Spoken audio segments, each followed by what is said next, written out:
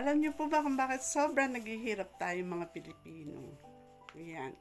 Yan po yung naging subject ng Lord sa aking pananahimik sa kanya pong paanan. Ano po? Um, Yan po yung gusto kong i-share sa inyo para ano po, para po talagang dapat siguro meron na rin tayong gawin bilang mga Pilipino, hindi po ba? So panoorin niyo po ito hanggang dulo. Meron po ako isa-share sa inyo na vision na pinakita ng Lord sa akin. Ano kaya yun? Ayan, so kasi po bukas yung ating spiritual eyes, spiritual ears. Kaya naririnig ko po yung sinasabi ng Lord, nakikita ko yung mga pinapakita niya beyond the natural. So, yan po.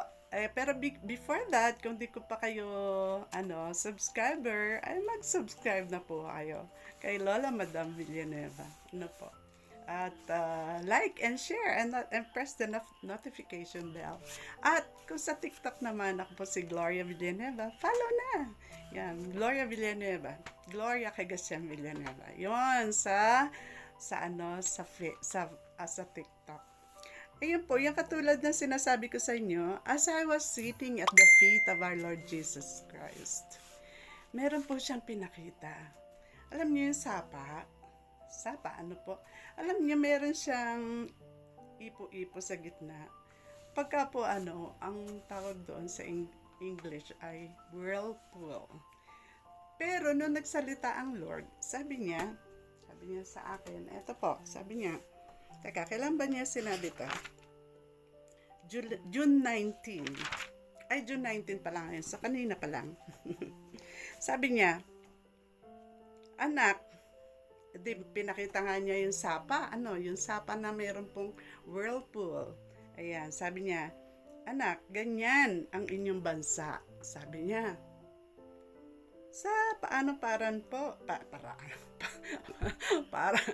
Sabi niya, sa paano paraan po, my dear father? Sabi niya, anak, ang uli-uling iyan ay nagsisimbolo ng mga nangyayaring katiwalian sa inyong pamahalaan. Bakit po, my dear father?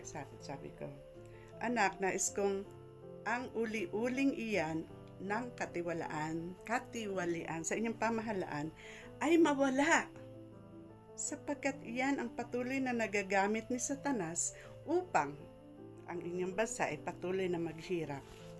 Sa paanong paraan po, my dear father? Anak, nais kong inyong malamang ang uli-uling iyan ay katulad ng maraming nangyayari sa inyong kalapit bansa. O, hindi lang pala sa atin naman eh. Sabi nga, ano po ibig niyong sabihin? Anak, nais kong ikaw ay patuloy na magmasid sa inyong pamahalaan. Marami sa inyong mga pinuno ay talamak sa kanilang ginagawang katiwalian, kung kaya't ang pondo ng inyong bansa na laan sana sa kapakanan ng iba, ng mga mamamayan, ay napupunta sa kanilang bulsa. Ayun. Malakas na katiwalian yan at maihambing sa uli-uling lumalamon ng mga dapat ay sa ikaaayos ng inyong bansa. Ayun po. Yan po nakakalungkot. Di ho ba? Ayan. Opo nga. So, ano po ang nais ninyong mangyari upang masawata ang uli-uling iyan? Ayun, sabi niya, kailangan kondenahin natin yung mga iyan. Kaya kayo mga nanonood, gumawa na rin kayo ng video. Kasi pinagagawa ko ng video ng Lord na kinokondena ang mga ginagawang katiwalian ng mga gahamang politiko ng inyong bansa. Ayun. So, yun po. Inuutos na naman sa akin ng Lord yan. So, ito pang video na to ay to really condemn these politicians who are corrupt. Corrupt government officials. Yan po. Sila yan na nagpapahirap sa ating bansa. Sana po, kung sino man ang mga nanonood nito at may kilala kayo ng mga politikong corrupt, ipaano niyo po ito. I-share niyo po ito. At At ito po naman para sa mga politicians na talagang nagpapamulsa ng mga pondo ng bayan, ito po ay para sa inyo. Ang sinasabi po niya dito sa Bible, ito po, sabi niya sa Mark 8, sabi niya 35 hanggang 37, sabi niya 35. For whoever wants to save his life will lose it, but whoever loses his life for me and for the gospel will save it. What good, ito na, what good is it for a man to gain the whole world, yet forfeit his soul? Or what can a man give in exchange for his soul? Okay, kayo mga politicians, napakadami yung pera sa bulsa, marami kayong bahay na magaganda, mga kotse, mga kung saan travel ang pinupuntahan nyo, iba't ibang lugar, Kasi marami kayong datong at kwarta, di ho ba? Pero, paano naman ang afterlife? Sabihin nyo na kayo ay 40, 50 years old, you only have 20 years to live, Batay kung hindi pa kayo kukunin before that. Batay doon sa sinasabi sa Bible na ang buhay ng tao is only 70. Or by reason of strength, 80. Pero, ano mangyayari afterwards? Eternal yon, punishment, dahil po sa corruption.